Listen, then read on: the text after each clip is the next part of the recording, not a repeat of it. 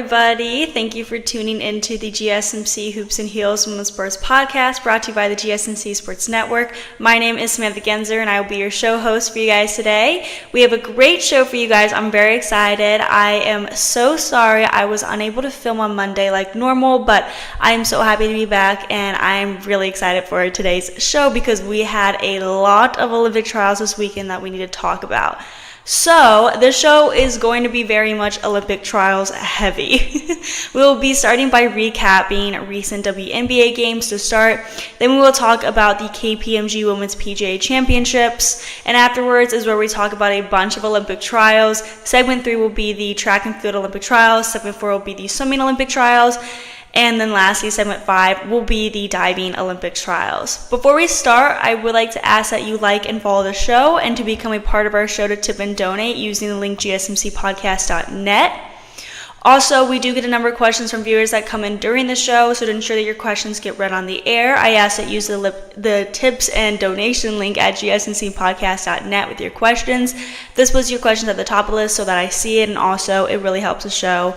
Again, the link is gsmcpodcast.net. Now, let's get started. I hope you guys enjoy today's content. Okay, so we're starting today's show by recapping the recent abbreviations are hard, guys. The recent WNBA games. We will start with the Friday, June 21st games and go to the Sunday games. The first game we're going to talk about is the Atlanta Dream v. Indiana Fever game, where the Fever absolutely dominated the game. And Caitlin Clark actually made history as the third fastest in WNBA history to reach 100 career assists. The final score was 91-79. Alyssa Smith had 21 points and 9 rebounds, and Caitlin Clark added 16 points and 7 assists. Indiana scored a season-high 35 first-quarter points to build a 10-point lead after shooting 70% from the field. Clark made her fourth three-pointer in Indiana's 10th to extend the lead to 71-60 midway through the third quarter. It came during an 11-3 run that ended in a 79-62 lead. The Fever cruised in the fourth. Kelsey Mitchell added 10 points, and Aaliyah Boston had 10 points, 10 rebounds, and 3 blocks for Indiana, which won its fourth straight game. So this is their fourth straight game, which is really huge for them because I believe they haven't had 3 straight winning games since 2015. So fourth, that's huge. Katie Lou Samuelson added 10 points off the bench. Tina Charles scored a season-high 24 for her 37th career 20-point game to lead Atlanta. Alicia Gray added 19 points, and Haley Jones scored 12. The next game that day was the Las Vegas Aces v. Connecticut Sun, and the Aces seemed to have their group back in this game as they took the win 85-74. Asia Wilson had 26 points and 16 rebounds. And Kelsey Plum added 18 points. It was Wilson's fourth game this season with 25-plus points and 15-plus rebounds, one shy of Tina Charles' double WNBA record of 5 set in 2021. Wilson also reached 20-plus points for the 19th straight regular season game. Las Vegas' double-digit lead was trimmed to 7 points midway through the third quarter, but the Aces closed on a 9-3 run for a 63-50 lead. They opened the fourth on a 7-3 run to make it 70-53. Alicia Clark added 11 points off the bench for Las Vegas. Kaya Stokes grabbed 10 rebounds to help the Aces dominate the glass. Now on the other side, Jajana Carrington scored 11 of her 19 points in the third quarter, and Breonna Jones added 18 for Connecticut. Alyssa Thomas, who was called for her fourth foul in the third, finished with 6 points and 7 assists. Dewana Bonner, averaging a team-high 17.5 points per game, was held to 6 points on 2 of 10 shooting. On Saturday, we saw the New York Liberty beat the Los Angeles Sparks 98-88. Brandon Stewart had 33 points, 7 assists, and 6 blocks. Sabrina Ionescu added 24 points, and Kayla Thornton had 20 for New York, which has won 10 of its last 11 games. Stewart made sure they sweep the 2 games. She had an incredible first half on both ends of the floor. Stewart scored 24 points and 5 assists to go along with 5 blocks. She became the first player in WNBA history to have over 20 points, 5 assists, and 5 blocks in a half. That's insane. Stewart, who also had 3 steals, made 8 of her 10 shots from the field in the opening 20 minutes. Thornton hit a career-high 6 3-pointers, including 5 in the second half. New York was still missing guard Courtney Vandersloot, who has missed 7 games to be with her mom, who passed away over the weekend. And Vandersloot did return to the team Saturday and was warming up before the game. The Liberty were also still playing without Naira Sabali with a back injury and Benaha Laney Hamilton with a knee injury. Now, Dariqa Hamby scored 20 points to lead Los Angeles, and Los Angeles has its own injury issues with Cameron Brink, like we talked about. She's out for the season with a torn ACL in her left knee. And Azura Stevens still sidelined after having surgery on her left arm. Lexi Brown was also out with an illness, and the Sparks signed Queen Egbo to a hardship contract. Egbo arrived in New York late the previous night, and without any prep to make her a custom jersey, she wore number 44 with a white tape over the jersey name. Also on Saturday was the Dallas Wings v. Washington Mystics game. The final score was 97-69 with the Mystics coming out on top. The Wings are not looking sharp at all right now, which is really disappointing. Emily Engstler scored 10 of her career-high 23 points in the first quarter. Stephanie Dawson had her first double-double since 2022. Engstler made 7 of 11 from the field, hit 3 of 4 from three-point range, and grabbed 9 rebounds. Dolson finished with 16 points and a season-high 10 rebounds, and Carly Samuelson scored 17 points for Washington. The Mystics, who had set a season-high for points in a game, have won 3 of their last 4 following a 12-game losing skid to open the season. Natasha Howard led the Wings with 19 points, and J.C. Selden, the number 5 overall pick in the draft, scored a season-high 16 points. Erika Ngabwale scored a season-low 6 points, though, which was really shocking to me. She was averaging 25.4 points, second in the WNBA right now, so I was not expecting her to only have 6 points, but then again, sometimes that happens with your top scoring players. Lastly, I wanted to mention that Ariel Atkins finished with 7 points for Washington. The last game on Saturday was the Phoenix Mercury v. Minnesota Lynx, and the final score was 73-60 with the Lynx at top. Not a shocker, really. Nafisa Collier scored 23 points and grabbed 14 rebounds, and this is now the Lynx' 6th win in a row. Alana Smith scored 14 points, and Courtney Williams added 12 points and 9 rebounds for the Lynx. Natasha Cloud led the Mercury with 14 points and 5 assists. Rebecca Allen scored 11 points, and Brittany Griner added 10. Smith hit a three-pointer to make it 9-6 lead about midway through the first quarter, and the Lynx never again trailed. Diana Taurasi hit a pull-up jumper that got Phoenix even at 17 all moments into the second quarter, but Collier scored 6 points in a 12-2 spurt over the next 5 minutes to push the lead into double figures. Allen hit a three-pointer, and Cloud followed with a layup that cut the Mercury's deficit to 46-39 with about 4 minutes left in the third. But Collier answered with a three-pointer 13 seconds later, and Phoenix basically got no closer. Collier is one of 2 players in WNBA averaging at least 20 points and 10 rebounds per game. Lastly, let's talk about these Sunday games. The New York Liberty beat the Atlanta Dream 96-75. Sabrina Ionescu was the star player with 26 points and 11 assists. Jonquel Jones added 15 points and 11 rebounds, while Brianna Stewart added 17 points, 8 rebounds, 6 assists, 3 steals, and 2 blocks for the Liberty, who have won 11 of their past 12 now. New York is off to the best start in franchise history, actually, and I do want to take an entire segment to talk about how I think if they might make the championships and my opinions on that, because right now, I guess you would say they are my favorite team right now because they're winning so much. Anyway, so Jones made a basket and Stewart followed with a three-point play that made it 12-7 midway through the first quarter, and Atlanta trailed the rest of the way. Jones hit a three-pointer with about a minute to go in the period to make it 27-16, and it was a double-digit game the rest of the way. Liberty made 36 of 70 from the field, which percentage-wise is 51.4%. Hit 10 of 25 from three-point range and went 14 of 15 from the free throw line. Atlanta has now lost 3 games in a row in 5 of its last 6. The Dream, who went into the game ranked last in the WNBA in scoring and field goal percentage, made 30 of 79 from the field, which is 38%. Including 2 of 12 from three-point range, which is 17%. Tina Charles led the Dream with 19 points, of course, and grabbed 7 rebounds. Shannon Parker-Titus added 10 points. The next game was another loss for the Dallas Wings, unfortunately. Stephanie Dawson scored 18 points to lead 5 Washington players in double figures. Carly Samuelson and Emily Engster scored 13 points apiece, while Maisha Hines-Allen and Ariel Atkins each added 12 for Washington, which swept Dallas in consecutive games. The Mystics have won 4 of their last 5 after opening the season with 12 consecutive losses. Dallas has now dropped 11 straight games. Angsler hit 3 of 3 from behind the arc, and Atkins finished with 7 assists, 3 steals, and 2 blocks.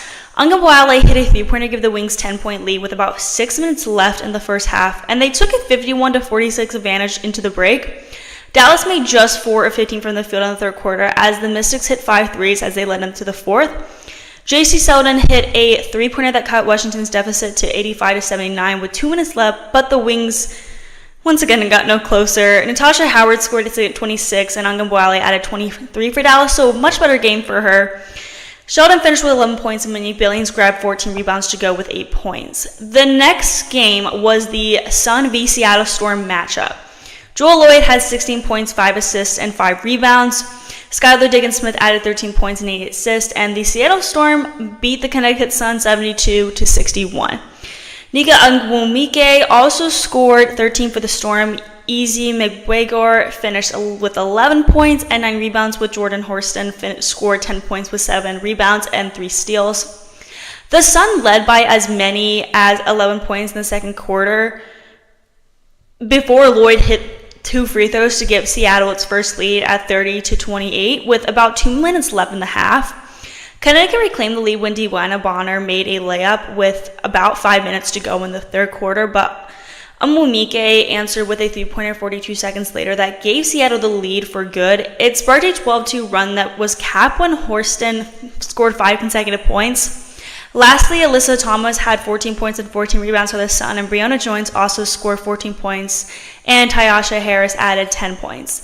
The last game on Sunday was probably the most interesting, I believe it is the most watched, is the Fever v Chicago Sky game. And before this game, the Fever had beat the Sky twice, and one game they beat the Sky by 1 point, a single point, but this time the Sky beat the Fever by 1 point. The final score was 88-87, so again, extremely close game.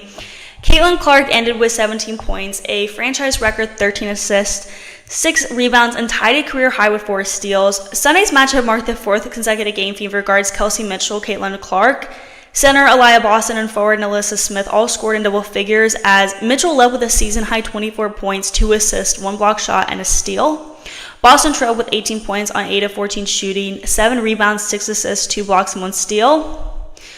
Boston recorded 2 block shots on Sunday and moved to 9th in the Fever all-time block list with 74, and then Smith totaled 12 points, 7 rebounds, and 1 assist in the loss. Additionally, Smith moved to 14th place on the Fever all-time scoring list with 1,124 career points. After a hard-fought first half, the Sky went on a 7-0 run to start the third quarter, but Indiana responded with a 24-3 run of its own at the end of the quarter while securing its largest lead of the night, 72-57. Indiana handed out a season-high 28 assists and committed a season-low 9 turnovers compared to the Sky's 15 turnovers. 3 Sky players scored in double figures, led by Angel Reese's 8th straight double-double and a career-high 25-point, 16-rebound performance. Sky guard Kennedy Carter followed closely behind with their 23 points, 5 assists, and 2 rebounds. Sky rookie center Camila Cardoso recorded the second double-double of her career with 16 points, 10 rebounds, and 3 assists. Chicago also outscored Indiana in paint points 48-28 and bench points 14-7. And then I got a comment here saying, I'm sorry, I'm like out of breath. Whenever I talk for like a while, I get out of breath. It's like embarrassing. I get a comment here, Lynx or Liberty tonight. Absolutely Liberty. I have a feeling they're going to win. I'm also hoping. They're on a winning streak right now, and I don't want them losing that winning streak. So we're now going to go on to the next segment where we talk about the KPMG Women's PGA Championships. Before we get into that, we're going to be taking a quick break so I can drink water and not be super out of breath. Like, it's bad. Anyway. Okay, so I will see you guys very soon. I feel like I'm losing my mind. Is everybody in the world blind? Please, Lord, give me a sign, a sign. I feel like I'm losing my mind. Is everybody in the world blind? Please, Lord, give me a sign, a sign. I wanna be the greatest. Everybody on the fake shit. I look around and feel like everybody is the fakest. I make this every day and I'm impatient, hoping one day I blow up from the basement. Statement, the top is so vacant, I don't hear shit that I think is amazing. Waiting for my day when I'm playing sold out shows for 1,000 faces. Hey, give me that crown, get in my way and to be put down. It ain't your place, all this my town. If I want that shit, then I'll get it right now. I'm losing it, the noose it fits, some losing shit, a stupid myth. You choose to live or choose to dip, you choose to fight or lose your grip and lose a gift. Oh, I feel like I'm losing my mind. Is everybody in the world blind? Please, Lord, give me a sign, a sign. I feel like I'm losing my mind. Is everybody in the world blind? Welcome back, everybody, to the GSMC Hoops and Heels Women's Sports Podcast, brought to you by the GSMC Sports Network. We just got done recapping recent WNBA games, and now we're going to recap the KPMG Women's PGA Championships that took place from June 20th to the 23rd. So it ended this Sunday. It was a really, really good competition, and I recommend watching the highlights if you have the opportunity to. Before we get into recapping, I wanted to remind you guys to like and follow the show and to become a part of our show to tip and donate using the link gsmcpodcast.net. This link also puts your questions at the top of the list so that your comments and questions are read on the air and get answered. We would really like the support, and I would really appreciate the support as a student. So thank you guys very much. Anyway, it really helps the show. Also, make sure you guys stay to the end of the show to hear about the U.S. Diving Olympic Trials that also ended Sunday. There was a lot of stuff going on Sunday, I will say that. Anyway, now that we got that out of the way, let's talk about the KPMG Women's PGA Championships. Okay, so the PGA Championships took place in Sahalee Country Club in Washington. In Thursday's show, we previewed this competition, and I recommend checking it out so you could have the information about who won previous KPMG Women's PGA Championships. It's a long title. And who was predicted to win in best bets and all of that. I'm always wrong when it comes to betting on golfing. That's just a disclaimer. Okay, so let's obviously start with round one. And in round one, I want to focus on Nelly Korda because there's just some shocking things that are happening here. So Nelly Korda is the Rolex Women's World Golf Ranking #1 golfer, but she was having a rough time last weekend at the LPGA Mayor Classic. Korda has won 6 times in 2024, collecting 5 straight titles from January to April, a record-tying feat that hadn't been done on the LPGA Tour in nearly 2 decades. Her streak was broken after she finished in a tie for 7th as the Cognizant Founders Cup, but Korda returned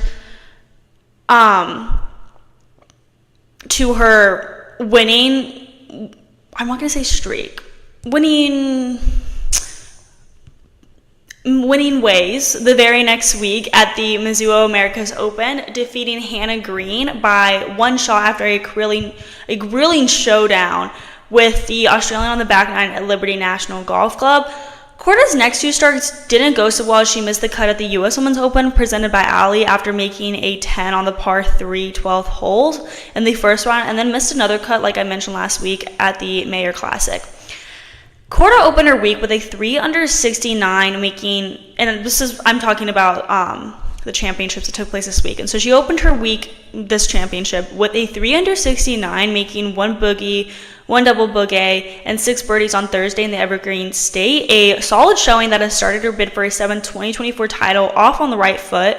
She began the day with a birdie on the par 4 10th hole to move to 1 under, but gave that shot right back with a bogey on 12. Korda then rattled off 3 consecutive birdies on holes 13, 14, and 15 to race up the leaderboard and get to 3 under overall.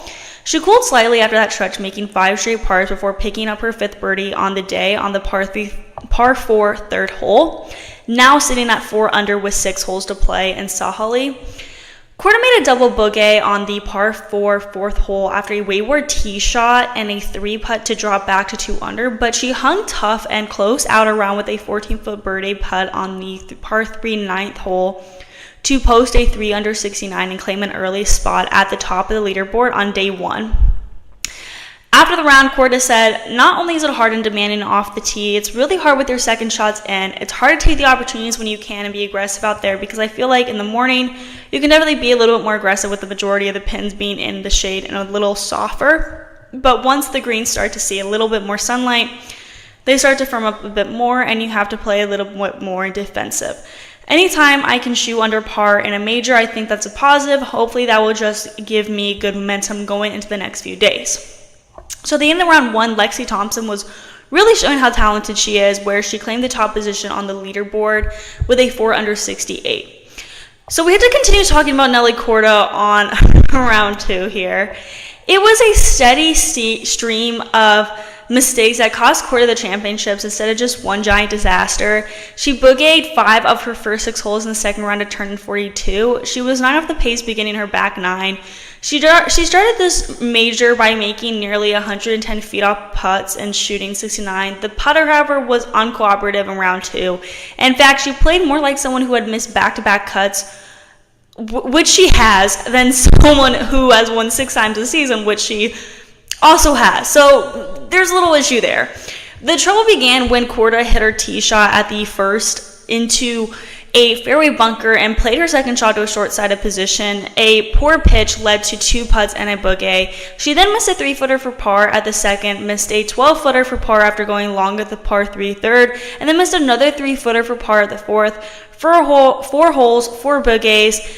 She seemed to have righted the ship at the par 3 fifth, hitting her tee shot to 5 feet. She then missed the birdie putt. It was just not overall good, okay? Like, it was not good for her. Korda then found the left rough of the tee at the par 5-6 and had trouble escaping. Her second shot with a fairway wood only traveled 85 feet, and her third shot went 103 yards. After finally finding the putting surface, she missed the par save from 11 feet. 5 over on the day, 2 over for the championship, and 8 shots off the lead. Korda clocks and par putts from inside 7 feet on number 7 and 8. But after going long on the green at par 3 and 9th, her par save from 15 feet clung to the lip and didn't fall. Her tap-in for the 6th bogey off the round was her 18th putt on the inward half.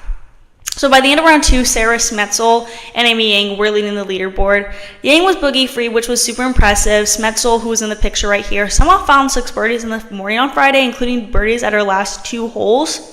Shot a day's best 5 under 67, and was first to post 6 under 138. Yang in the day's second to last group shot a rock steady 68, 1 shot back with 1 hole to play. Yang laid up well short of the green, then stuffed a wedge to tap in range at the par 5 18 to grab a share of the lead. 3 players sit 2 shots back, including former world number 1 Jin Young Ko of Korea, Lexi Thompson, and Japan's Tanaka Shibuno. Thompson, seeking her second major title and first in the decade, played her opening 9 and 33 shots to reach 7 under, but ran into a double and 2 bogeys coming in. She came ready for a good tussle and was encouraged with her position heading to the weekend. Now, she has not won the LPGA in 5 years, which is really shocking and sad to me. So, I was really hoping that this was going to be, her chance to shine again.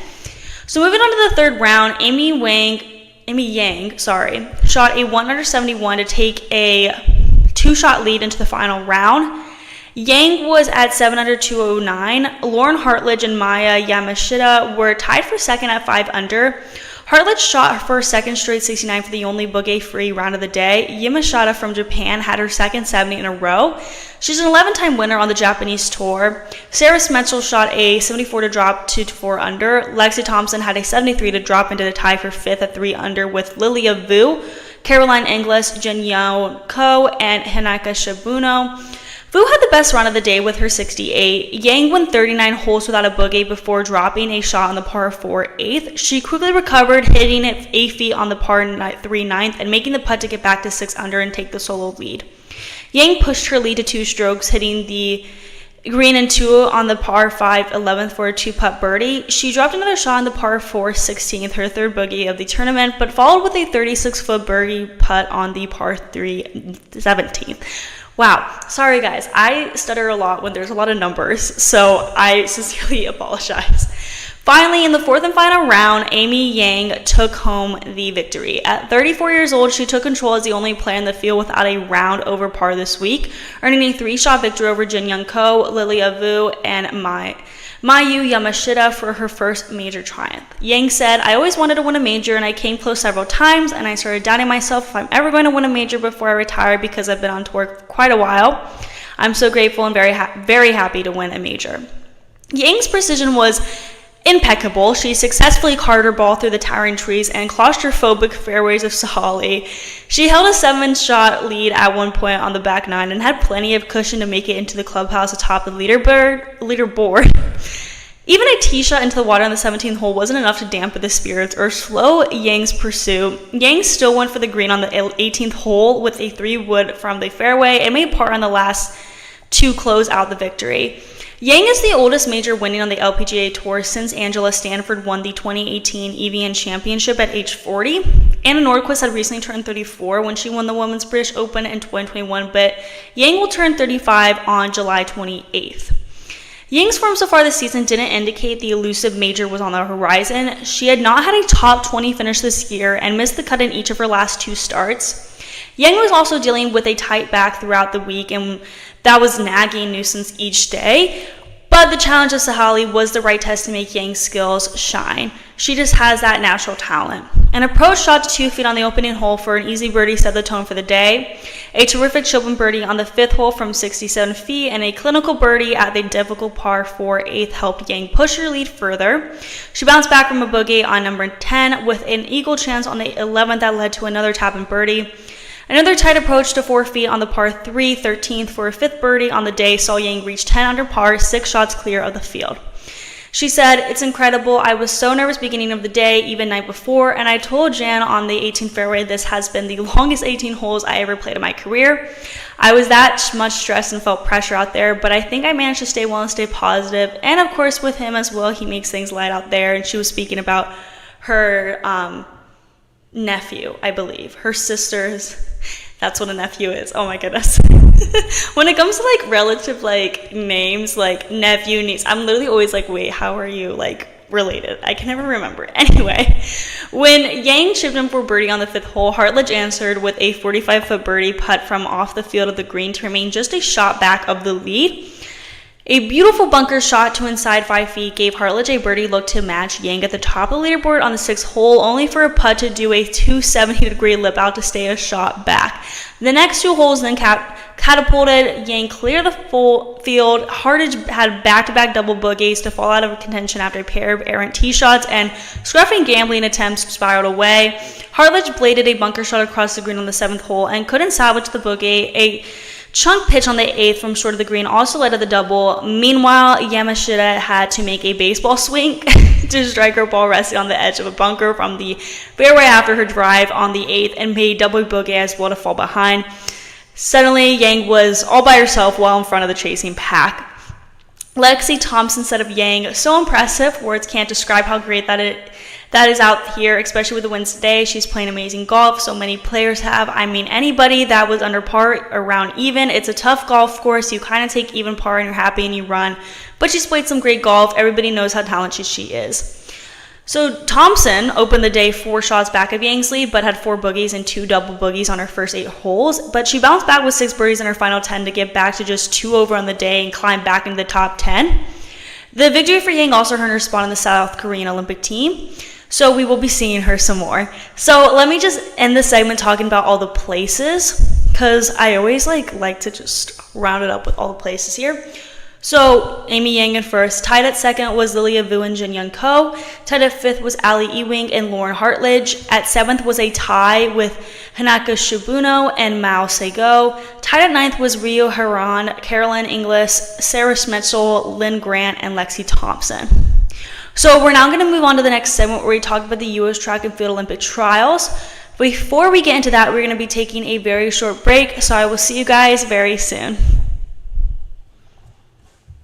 Looking for your daily fix of sports talk without having to pay for it? GSMC Sports Network is available on YouTube. Just search GSMC Sports Network. Get your fix of daily sports talk shows on YouTube, absolutely free. NFL, college football, NBA, MLB, MMA, UFC, fantasy football, and so much more. GSMC Sports Network has shows running all day long, with new sports shows starting every 2 hours. Just like on your favorite cable sports channel, except GSMC Sports Network is absolutely free. Just search GSMC Sports Network on YouTube to catch one of your new favorite shows, like the GSMC College Football Podcast, Chip Shot Football Podcast, Hoops and Heels Women's Sports Podcast, GSMC Basketball Podcast, and so many more. Check it out for yourself. GSMC Sports Network, now available on YouTube absolutely free. Search GSMC Sports Network on YouTube right now.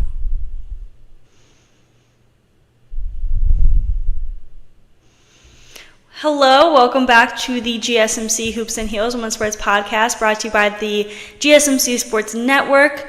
We just got done talking about the KPMG Women's PGA Championships, and now we're going to talk about the U.S. Track and Field Olympic Trials. Okay, this is like my favorite segment of the day. I was counting down the days for the Track and Field Olympic Trials, so I'm so excited to finally be talking about them. Okay, so let's get started. So the U.S. Olympic Team Trials, Track and Field, are underway in Eugene, Oregon at the famed Hayward Field on the campus of the University of Oregon, set for the 21st to 30th of June. The event is split into two 4-day chunks, with 25 and 26th of June serving as a break from competition. Because it is Tuesday the 25th, we are going to recap the first 4 days. Because there are so many dang events in track and field, we are only going to recap some of the headlined or most standout events, in my opinion. But if you guys are interested in me recapping some of the other events that I was not able to get to in this episode of today, please leave a comment, and I promise I will recap it. Also, just for some background information, the top 3 in each event, or at least in most events, sometimes it's different for certain ones, but in most of the events, they secure their spot in the Olympics. But if you have like a world ranking that is super high, you also can secure a spot that way. But it's really just the top 3 is what you need to focus on. Okay, so let's obviously start with day 1. Athing Mu is back, and she's just as good as before with before her hamstring injury. She is the reigning 800-meter Olympic champion. Mu hadn't competed yet this 2024 season due to her hamstring soreness, having last competed at the same venue, Hayward Field, at the Diamond League final last September. She was third in the heat, clocking a 2 minutes, 1.73 seconds. Now in the women's 100-meter heats, reigning world champion Sha'Carri Richardson avoided disaster out of the starting blocks, then cruised to a 10.88 seconds to advance to the final rounds. Richardson thrust her arms out wide as she crossed the line first, then knelt down to tend a minor detail, her shoelace on her right shoe, which had come undone in the final 20 meters. Richardson ran in the fourth of 4 heats and was one of the 4 women to break the 11-second mark, though she was the fastest among them. Melissa Jefferson at 10.91 seconds, Mackenzie Long at 10.94 seconds, and Aaliyah Hobbs at 10.97 seconds did so as well. Collegiate standout Jacia Sears withdrew from the event earlier on Friday. The Tennessee star had been the fastest woman in the world in the 100 meters so far in 2024, clocking a 10.77 seconds in April. She hadn't raced in some 6 weeks. However, her most recent effort a full second slower at 11.73 seconds than the world lead time. So that's basically why she dropped out. But there isn't much information on like if she had an injury or anything. But I think she just ended up just not wanting to run it. I didn't really know the details on that, but just know that she was the world record holder in the world. So, and she is not going to the Olympics because she did not run it, unfortunately. I was really excited to see her. On Saturday, the second day, was the 100-meter finals. You can already guess, Sha'Carri Richardson won the women's 100 meters, obviously. She clocked a time at 10.71 seconds, and second was Melissa Jefferson at 10.80 seconds, and Twanisha Terry qualified for the games, placing third at 10.89 seconds. I'm really happy to see that these 3 athletes in particular are going to the Olympics, but I am shocked to not see Tamari Davis qualify in this event. She was in 4th, though, so she was so dang close. Aaliyah Hobbs was in 5th, and she was a great contender for this event as well. The most upsetting thing is the fact that Mackenzie Long is not going to the Olympics in the 100-meter dash. She obviously did great on Friday, but before the finals on Saturday was the semifinals, and she finished in 12th overall there. She got a time of 11.15 seconds, which is a pretty big gap from her Friday's time at 10.94 seconds. Despite her not making it to the Olympics, Long did amazing, and hopefully we will continue seeing her making headlines in the NCAA D1 track and field competitions. Also on Saturday was the women's triple jump. Jasmine Moore saved her best lead for last to finish at the top, going 14.26 meters. The competition in the women's triple jump heated up in the sixth and final round. Moore, who competed for Team USA at Tokyo 2020, boasts the best mark ever endorsed by an American of 15.12 meters, which she set at the 2023 NCAA Indoor Championships. Tua Orhi, twice an Olympian with a best place in a fourth at 2016, also flew in her final attempt, jumped to a 14.22 meters to claim second, and defending champion Tori Franklin kept her first attempt of 13.72 meters as her best for third. Moore will next be competing in the long jump, which begins on Thursday. Elsewhere, the women saw finalists advance on the field in the high jump and on the track with the 400 meter. Sana Barnes was flawless throughout three jumps to clear 1.83 meters to lead after the high jump qualifying, with two-time Olympian Vashti Cunningham opting to sit out until the 1.83 mark, which she cleared on the first attempt. Cherry Huffnagel was also 3 of 3 on her attempts. 10 women in total cleared the 1.83 meter mark.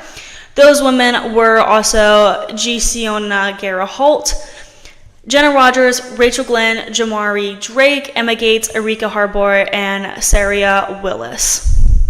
In the 400 meter dash, Shamir Little turned heads just by showing up on the track after saying she would scratch from the semis to focus on the 400 meter hurdles in the coming days.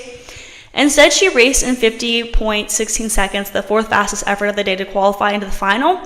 Caitlin Brown clocked a time of 49.71 seconds, and Kendall Ellis was at 49.81 seconds, and Aaliyah Butler was at 50.01 seconds. They were in the top three with the women's 400 meter final set for Sunday. I just realized I do not have the picture of the 400 meter in here. Oh, never mind. I guess it's right. That might be later. Okay, anyway, guys, I'm so sorry about that. Just ignore that. Moving on. Okay, so Butler is from the University of Georgia, and I'm so happy to see that she's doing great so far in the trials. For Sunday, let's start with the women's hammer throw. Ohio native Annette Ichikumwoke claimed the women's hammer throw title on the field, hurling a 74.68 meters on her first attempt. Deanna Price and Erin Reese earned Paris 2024 berths as well. Moving on to the 800 meter semifinals, reigning Olympic champion Athing Mu led a field of 4 sub-2-minute times that also included Kate Grace, Michaela Rose, and Juliette Whittaker. Mu's 1 minute 58.84 seconds was the fastest time of the night.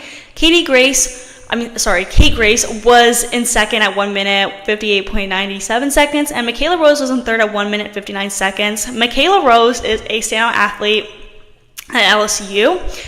So I'm super happy to see she's making her way in the trials, possibly getting a chance to compete at the Olympics, obviously depending on how she does in the finals, which we will get to. Juliette Whittaker finished in fourth, and she's a student at Stanford, so it's great also seeing her do really well so far. So after struggling throughout the season, Kendall Ellis earned a second Olympic berth in the 400 meters by clocking back-to-back personal best. Her 49.46 seconds claimed the win, with Aaliyah Butler at 49.71 seconds and Alexis Holmes at 49.78 seconds heading to Paris 2024 with her. The only 3 women to break the 50-second mark on the night. Alexis Holmes is the 4x400 meter gold medalist. I think it's also notable to point out the 4th to 6th place finishers in this event because they did great, even though they didn't qualify for the games. It was a really close event, and I felt like there were so many favorites and top contenders in this event that I would have been really happy to see in the Olympics. 4th was Caitlin Brown from University of Arkansas. You guys probably recognize her name from when I recapped the NCAA D1 Track and Field Championships. She clocked a time at 50.07 seconds. And then in 5th was Kanara Hayes, who I would have thought would finish higher, but she still did really good with her time at 50.55 seconds. And lastly in 6th was Isabella Whittaker from the University of Pennsylvania with a time of 50.68 seconds. Lastly, let's talk about Monday. In the women's 800 meter finals, disaster struck for Athing Mu in the middle of the first lap. Mu got tripped up and fell. While she tried to reel in the rest of the field, Nia Kins pulled away down the stretch and won the race in 1 minute 57.36 seconds. That's a personal best for Atkins. Allie Wilson placed second in 1 minute, 58.32 seconds, and Juliet Whittaker took third in 1 minute, 58.45 seconds. Mu was in tears as she jogged to the finish line in last place. I don't blame her. This was such a disappointment and so sad.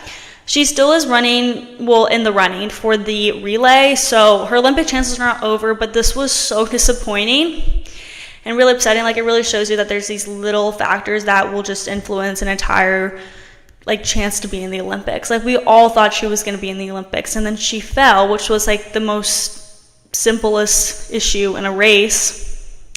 And now she is not going to be competing in the 800-meter event. So it's very sad, very, very sad. So moving on to some better news, for the women's 5,000-meter final, Parker Valby led at the 10-minute mark of the race and was at the front nearly the entire way. Elise Cranny, Elle St. Pierre, and Carissa Seatsweiser were right there with her, though. Those three all passed Valby with about 800 meters to go. St. Pierre to the front, followed by Cranny and Seatsweiser.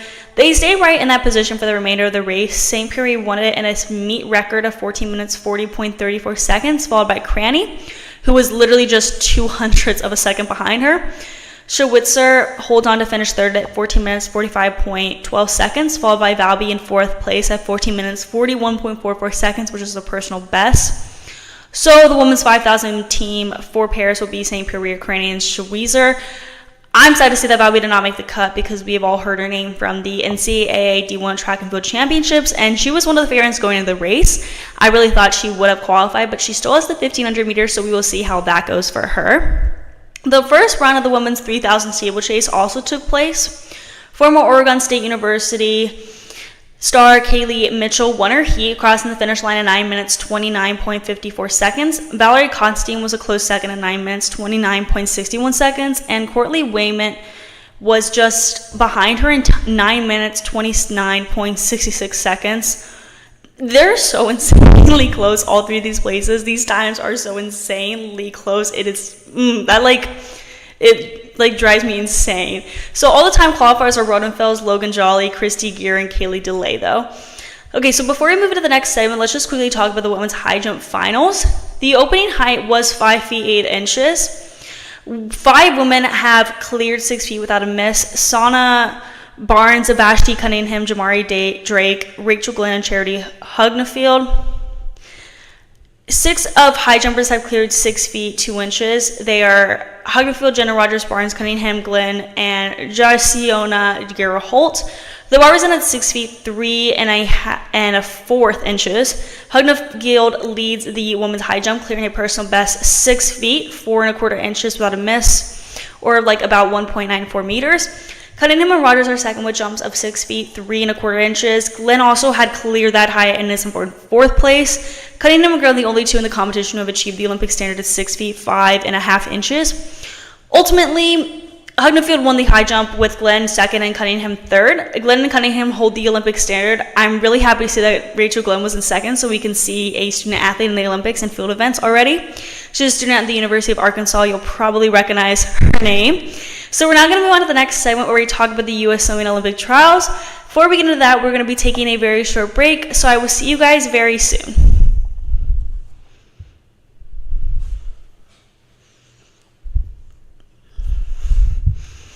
For the best and latest podcasts available anywhere, go to the podcast app on your cell phone and type in GSMC to access free content-rich podcasts on health and wellness, book reviews, sports, entertainment, relationships, social media, movies, technology, finance, and even weird news. Subscribe and download the GSMC Podcast Network's family of shows, available everywhere podcasts are found.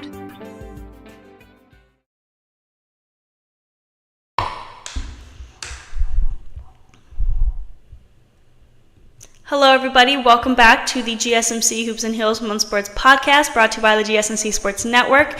So we just got done talking about the U.S. Track and Field Olympic Trials, day 1 to 4. And now we're going to talk about the U.S. Women Olympic Trials. I don't know why. I literally sometimes cannot speak. I sincerely apologize. Okay, so we have already recapped day 1 to day 5 in last week's videos, so we're going to continue where we left off and start with day 6. That took place from the 15th to the 23rd, by the way, so we're just going to focus on the finals because low-key that's what's the most interesting. Just as a reminder, the top 2 in each event qualify for the Olympics, but the U.S. team can have 26 athletes per gender, so that means that if someone qualifies for more than one event and would rather only race for one of their events in the games, then the 3rd, 4th, and maybe even 5th place finishers in the trials matter. So in that case, we are going to still talk about the people that finish in places that aren't the top 2. That will be obviously decided later, especially when relays are official, because that will also, influence how many events everyone is in. Okay, so now let's actually get started. Okay, day 6. Let me pull up the pictures for you guys. Okay, so day 6, Regan Smith added another event to her Olympic schedule, taking the win in the women's 200 butterfly final. She was off the 2 minutes, 4.91 seconds championship record that she set during the semifinals, but still won the race by nearly a second. Smith was at the heart of the action the entire race. She went out the start in 27.72 seconds, turning first. Emma Stickland took control of the race on the second 50, turning in 59.40 seconds at the halfway mark, 0.05 seconds ahead of Smith. Alex Schnell had a huge third 50, splitting 32.39 seconds to join Stickland and Smith at the front of the race. Schnell turned for home in first place, with Smith running second and Stickland third. Smith dug in over the final 50 meters, splitting 33.52 seconds to get the win. Schnell held on for second in 2 minutes, 6.69 seconds, and while she likely already qualified in the women's 4x200 free relay, this swim gives her an individual event in Paris. Stickland ran out of gas on the last 50, splitting 35.58 seconds. That gave Lindsay Looney more than enough room to catch her, as she was the fastest closing split in the field. In a slower final than expected, Looney was actually the only one to drop from semifinals and swam a lifetime best of 2 minutes, 7.03 seconds. Also that night was the 200 breaststroke final.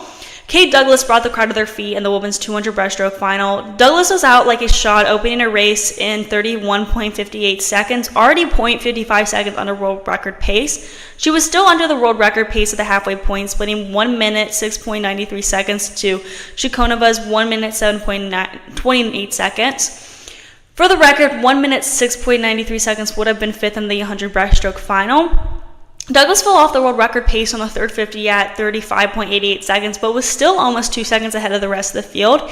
She came home in 36.55 seconds, breaking the championship record that she set in prelims of this race with a 2 minutes, 19.46 seconds. She got closer to her American record as well, missing it just by 0.16 seconds. The race for second was between Lily King and Alex Walsh. King was ahead of Walsh for the first 100 meters, but Walsh turned on the gas during the third 50 with a 36.43 split, making the final turn 0.72 seconds ahead of King. But the Indiana native came charging home, throwing down a field best 36.50 on the closing 50 to get her hands on the wall ahead of Walsh in 2 minutes, 21.93 seconds. Walsh finished in third in 2 minutes, 22.38 seconds, showing a new lifetime best. Okay, now I know I said that we were only going to talk about the finals, but the women's 200 backstroke semifinals was really interesting, and it was a moment in the spotlight for Regan Smith once again, so I wanted to mention it. Less than an hour after the 200 butterfly final, Smith was back up for the 200 backstroke semifinals. She improved from her prelim swim by 2.89 seconds, powering ahead of the rest of the winners in her semifinal with a 2 minutes, 6.41 seconds. Good for the fastest time heading into the following night's finals. She took the win in the second semifinal, almost a second ahead of Claire Curzon, who posted a 2 minutes, 7.47 seconds to qualify the final. In third, Tokyo Olympian and 2022 world silver medalist Phoebe Bacon won the first semifinal, improving her season best by 0.01 seconds. She earned the win in that semi ahead of Katie Grimes, who was doing well in her 200 backstroke side quest. Grimes broke 2 minutes, 8 seconds for the first time that night, swimming a 2 minutes, 7.75 seconds. She's sitting fourth right now, or then, and could challenge for a roster spot in this race, considering how she would do in the finals, which we will talk about. So it took 2 minutes, 8.87 seconds from Kennedy Noble to make it into the final. Though she missed the final, 14-year-old Audrey Devereaux swam a lifetime best of 2 minutes, 9.80 seconds to move up to the fourth all-time in the 13 to 14 age group. Let's now move on to the 200 backstroke finals of day 7. Regan Smith, obviously, no surprise here, took control of this race from the start. She opened in a 29.16 seconds, 0.18 seconds under Kaylee McCowan's world record pace. She picked up more time on the second 50 with a 31.28, flipping in 1 minute, 0.44 seconds, and 0.29 seconds ahead of McCowan.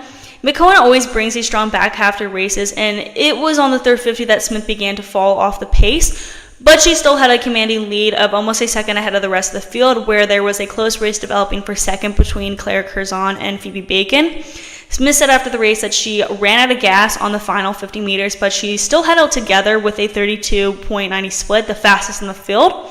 She touched in 2 minutes, 5.16 seconds, earning her first Olympic 200 backstroke berth. Meanwhile, Curzon was running second for the first 185 meters of this race. She held just a 0.03 second advantage over Bacon, which looked bigger as they came down the stretch, but Bacon found an extra gear in the closing meters, splitting 32.92 seconds to Curzon's 33.02.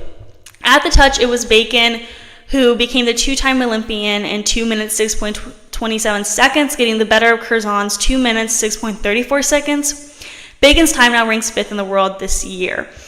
Also, day 7 held the IM semifinals. This is like one of my favorite races because it's like a combination of so many different things going on. You know, it's like, it's more chaotic, I feel like. Anyway, at this point, I just am a hypocrite for saying that we're only going to talk about the finals.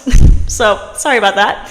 Anyway, so the first semifinal featured Tori Huss, Kate Douglas, and Beta Nelson. It was Huss who held the lead through the first 100 meters. She got out to a fast start on the butterfly leg, splitting 27.20, and backed it up with a 32.60 on the backstroke leg. Douglas turned at the halfway point in third place and got to work on the breaststroke leg. Douglas split 36.89, pulling the lead ahead of Huss. Huss made a push at the start of the freestyle leg, but Douglas motored home in 30.55. She clocked at 2 minutes, 8.53 seconds, which held up to give her lane 4 for tomorrow night's final. Or not tomorrow night. Why am I saying tomorrow night? The following night. In the second semifinal, Alex Walsh swam away from the field and posted 2 minutes, 8.74 seconds, touching 21 seconds behind Douglas. Huss 2 minutes, 9.43 seconds, moved her through to the final in third. Also making the final was Beta Nelson, who swam a huge personal best of 2 minutes, 10.83 seconds to qualify in fourth. Zoe Dixon swam a big lifetime best as well, posting a 2 minutes, 11.64 seconds to earn a second swim. On day swim was the 200 IM finals.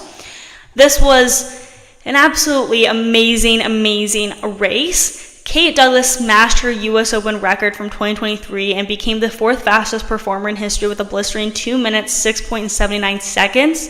She's just the 6th woman in history to get under the 2 minutes, 7 seconds barrier in this event.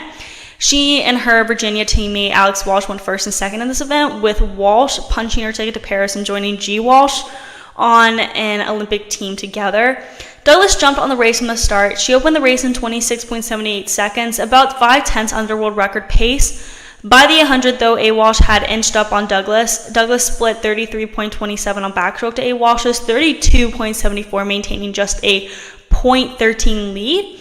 A. Walsh continued to push on the breaststroke leg, but Douglas gained a little more room with a 36.57 split, widening the gap to 2/10 at the final turn. Douglas brought her race home in 30.17 seconds, shaking off Walsh and speeding to her final time in 2 minutes, 6.79 seconds. A. Walsh split 31.04 seconds in the freestyle leg. It's the 3rd slowest freestyle split in this final, but Walsh had built up more than enough of a gap during the rest of the race that she touched second without any challenges around her. She clocked 2 minutes, 7.86 seconds, a time she described herself as happy with for now, but continued that she was excited to see what she can do in Paris as the pair looked to make a second straight Olympic podium. Isabel Ivey, meanwhile, charged in lane 1 on the freestyle leg. She closed in 29.92 seconds, moving from 5th at the last turn all the way into 3rd. Ivey posted 2 minutes, 10.09 seconds, a second personal best in this event at the meet. The last event on day 8 was the 800 freestyle finals. Katie Ledecky joined Michael Phelps as the only swimmer who have won an event 4 times in the U.S. Olympic trials after coming in first in this event. Ledecky posted in 8 minutes, 15.12 seconds en route to her 4P and won the race by over 6 seconds. While the 2nd through 6th place qualifiers for the finals were separated by less than a second going into the race, this did not turn out to be a particularly close race at all. Paige Madden settled into second at the first turn and stayed there for the entire race. She's had an excellent trials after having a tough couple years at the Tokyo Olympics, but now she's confirmed she's a second individual race in Paris after finishing second in the 400 free and earning a spot on the 4x200 freestyle relay. Madden clocked a huge personal best for second, swimming 8 minutes 20.71 seconds. 2023 Worlds finalist Jillian Cox touched third in 8 minutes 22.97 seconds. The last day was Sunday, day 9, which held the very much anticipated 50 freestyle finals. At least I was very much waiting for this event. Simone Manuel took her swimming comeback to a new level. She has already qualified for Team USA in the 4x100 freestyle relay, but her win here in the 50 freestyle gave her a chance to contest the 50 freestyle for the 3rd straight Olympics. In 2021, Manuel punched her ticket to Tokyo. Oh my gosh, I just forgot for a second when the last Olympics were. No, where the last Olympics were. Oh my goodness, now I can't even speak. Basically what I'm saying is she had this opportunity in the Tokyo Olympics, and now she has this opportunity again in the Paris Olympics. So this is her fastest time since the 2019 World Championship, and she took the win in 24.13 seconds. Both Gretchen Walsh and Tori Huss added from their semifinal times, which would have gotten first and second in this final. Despite adding 0.09 seconds, Walsh was still able to get her hand on the wall in second place with 24.15 seconds. She was 0.02 seconds off Manuel's time and the swimmer second fastest of her career. Abby Wetzel had a strong swim, taking third in 24.26 seconds, knocking 0.01 seconds off her season best and finishing ahead of Huss 24.33 seconds. I'm repeating that, 15-year-old, like that's insane. 15-year-old Riley Arisman finished 5th in 25.62 seconds. Now I know she doesn't qualify for the Olympics, but she's 15 years old. That is insane. So we're now going to move on to our last segment of the day where we're going to talk about the U.S. Diving Olympic Trials. Before we get into that, we're going to take a short break, of course, and I will see you guys very soon.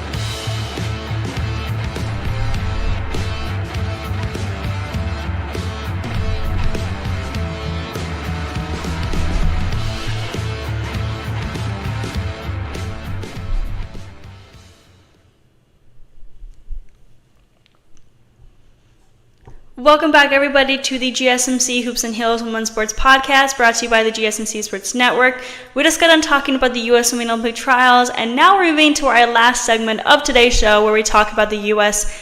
Diving Olympic Trials. So let's just go ahead and dive in. No pun intended. Someone please laugh at that. I feel like that was took a lot of creative energy out of my brain. Anyway, so the trials took place from the 16th to the 23rd, and we recapped the first 2 days last week, so we're taking off where we left. There were no events on Wednesday, June 19th, so if it seems like the day 1, day 2, day 3, etc. don't match up, that would be why. Okay, so let's start with Thursday, June 20th. There was the women's 3-meter preliminary. Let me get up the images right here. Okay, so and later that night was the women's 3-meter semifinal. Sarah Bacon led this event on Thursday. She was consistent throughout her list and totaled 341.25 points. She trailed by Allison Gibson at 317.70 and Sophia Wurtzel with 313.55. Krista Palmer, the bronze medalist on springboard at the Tokyo Olympics, was 4th at 299.30. Bacon was looking to qualify for a second event in Paris after earning a spot in synchronized 3-meter Monday at the University of Tennessee in an auditorium. So we aren't going to go in chronological order pretty much because the women's 3-meter springboard finals took place Saturday night. So let's just jump to talking about that because it makes the most sense in my head right now. So not shockingly, Sarah Bacon and Allison Gibson secured their spots in the Olympics for the individual 3-meter springboard after finishing first and second in the trials. Bacon scored 639 points, and Gibson finished with 635.10 points. Just 7.55 points separated first from third place heading into the last round of the 3-meter contest. Krista Palmer, once again the 2020 Olympic bronze medalist in 3-meter, finished third with 629.25 points. Gibson scored 70.50 points on her fourth round dive, a reverse 2.5 pike to take the lead by a tenth of a point over Bacon heading into the last round, while Palmer was only 7.45 points out of second. Palmer scored 69.70 points on a front 2.5 with 2 twists to set the stage in the last round. Gibson followed with 68 points on the same dive. Bacon dove last and performed the less difficult front 2.5 with 1 twist and came through with 72 points, the highest scoring dive by any diver in the final. Bacon led by 23.55 points after Thursday's semifinals, but she missed her second and third dives to tighten the gap. Gibson stepped away from diving after the 2020 Olympic Games, but Palmer, her synchro partner in Tokyo and at these trials, was among those who helped convince her to come back in the fall of 2023, and thank goodness she did. Gibson said, "Krista is everything to me. She literally called me back into the sport. I would not be standing here today if it wasn't for her. She has played an essential role in helping me grow as a person, as a competitor, as a friend. So much credit to her. The success is her success as well." And then Bacon said, "We have a lot of very good women 3-meter divers in this country. It's a very deep field. It's almost more stressful in the Olympic trials than it is overseas against the other countries, I would say, just because there's so many good female divers here in the U.S. I think my heart and everyone else's hearts kind of sunk during that event when I missed 2 dives pretty badly. My coach just said that I gave him a couple more gray hairs after that event. I was able to pull through on my last 2, which I'm really happy about. I got myself together, hit my last 2 dives, and was able to qualify for my second event. It feels great. I'm excited to get back to training a little more before Paris and get ready to roll." Let's now go back to Friday, where the women's 10-meter preliminary and semifinal took place. Delaney Schnell led on the women's 10-meter springboard. Schnell is looking to add a second event in her schedule in Paris after qualifying in the synchronized 10-meter with Jess Parado. A silver medalist with Parado at the Tokyo Games, Schnell scored 325.95 points in the individual event to lead Darren Wright by 18.10 heading into the Sunday final. Sophia McAfee was third with 275.10. Only one woman diver secured a spot at the Olympics in this event, so this is a very tough competition here. So on Sunday was the women's 10-meter springboard finals. Delaney Schnell placed first with a total of 638 points, and Darren Wright took that second place spot, but unfortunately not the spot at the Olympic Games. She had a total of 596.35 points, so Schnell was very much a clear winner. And third was Sophia McAfee at 581.70 points. And fourth was Bailey Cranford at 557.45 points. And then fifth was Katrina Young at 548.50 points. 548.50 points. There you go. That makes sense. Okay, so just to recap the other 2 women's events to specify who will be competing in the U.S. at the Olympics for diving, let's talk about the women's synchronized 3-meter preliminary and semifinals and finals, all that. So the first event on day 1 was the women's synchronized 3-meter preliminary. And first was Cassidy Cook with Sarah Bacon, and second was Allison Gibson and Krista Palmer, and third was Kendall Knight with Samantha Pickens, and fourth was Lily White with Bailey Sturgill, and fifth was Ain Fowler with Caroline Schulte, and last and sixth was Ella Rowley with Avery Geis. Finals took place at night, and Cassidy Cook at 29 years old and Sarah Bacon at 27 years old secured their spot in the Olympics. The duo totaled 629.82 points over 5 preliminary dives and 5 final dives. The duo closed out the finals with 70.20 points on their last dive, a front 2.5 somersaults with 1 twist. When they hit the water, they literally knew they had clinched a spot on the team. They prevailed by 30.33 points over Allison Gibson and Krista Palmer. 3 years ago, Gibson and Palmer won the trials over Cook and Bacon, then placed 8th together at the Tokyo Olympics. Cook stepped away from the competition after the Tokyo Olympic trials following shoulder injuries, and Bacon encouraged her to return and reform her synchronized team, like I said earlier. And so very happy that she continued because now she's doing 2 events in the Olympics. So Cook and Bacon looked like they were in the driver's seat for the Olympic spot when they placed 4th at the 2020 World Championships. This is not shocking to me that they won. And then together they beat Cook and Bacon at last year's Winter Nationals, Gibson and Palmer. So they were always competition. So this was very good. So if you guys have the opportunity to go back and watch these events, I would definitely watch this one. Okay, so this time around, though, Cook and Bacon literally led all 10 dives. Cook will make her second Olympic appearance after placing 13th in the individual springboard in Rio 2016. So, yeah, hopefully everything goes well. She dealt with back fractures, concussions, and shoulder injuries in her diving career. So hopefully Bacon is still looking healthy and injury-free right now so she can continue going to the Olympics in Paris. Okay, so Bacon said, we faced a lot of obstacles over the last couple of months together, years, honestly, injuries and all that kind of stuff. So just coming through all of that and making my first Olympic team and her second Olympic team. I don't have any words for it right now. The last Olympics were bittersweet. It was over COVID and I was one of the favorites to make that team, I would say, in both synchro and individual. It just lit a fire underneath me. Honestly, I was planning on retiring after the Olympics, so it kept me diving. I wanted to make an Olympic team. And then Cook said, it was that moment when all your hard work comes to fruition. Oh my goodness, I literally cannot speak today. I'm so sorry. Fruition. I think I'm saying that right. Anyway, sometimes that doesn't happen. You don't always get the result you want, and that's happened to us before. Once we landed in the water, we knew we landed in the water as Olympians and that we were going to Paris. We were just overwhelmed with emotion. It feels amazing. We have been working so hard for so long and given a lot of sacrifices and gone through so much as a team to finally say that we made the Olympics together, that we're going to Paris. Honestly, doesn't feel real yet, but I'm over the moon. Okay. So on the second day, we had the women's synchronized 10-meter preliminary, and later that night was the finals. In the preliminaries, Delaney, Schnell, and Jessica Parado started out strong, getting that first place spot. And second was Gabriella Filson and Bailey Sturgill. Third was Emily Moore and Kaylee Bishop. Lastly, fourth was Katarina Hoffman and Abigail Napton. That night was the finals, and there Delaney, Schnell, and Jessica Parado secured their spot in the Olympic Games.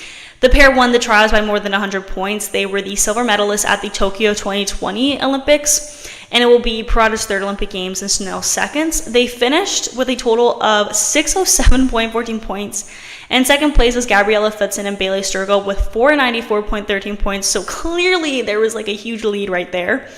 Third was Emily Moore and Kaylee Bishop with 477.39 points. And lastly, fourth was Katarina Hoffman and Abigail Napton with 458.43 points. Yeah, so based on the total scores, Schnell and Parado were clear winners. I'm happy to see that there's going to be, how do you say this? Like, by making sense? Oh my goodness, this is hard to say. I'm happy to see that there's going to be people on the diving team that are doing more than 2 events because like they were favorites going in. I felt like Schnell was a favorite going in and Bacon was a favorite going in, and seeing that they're doing 2 events and both events that they were favorites in is really awesome. I think it shows how strong the U.S. Olympic team is in diving especially, so yeah, it will definitely be very exciting. Okay, so that concludes our last segment. Thank you guys for tuning into the GSMC Hoops and Heels Women's Sports Podcast presented to you by the GSMC Sports Network. Your support means a lot to us, so please remember to subscribe to the show and leave a positive review. It really does make a difference. We also invite you to follow us on Facebook, Twitter, TikTok, and Instagram for more content and updates. Thank you guys once again, and have a wonderful day.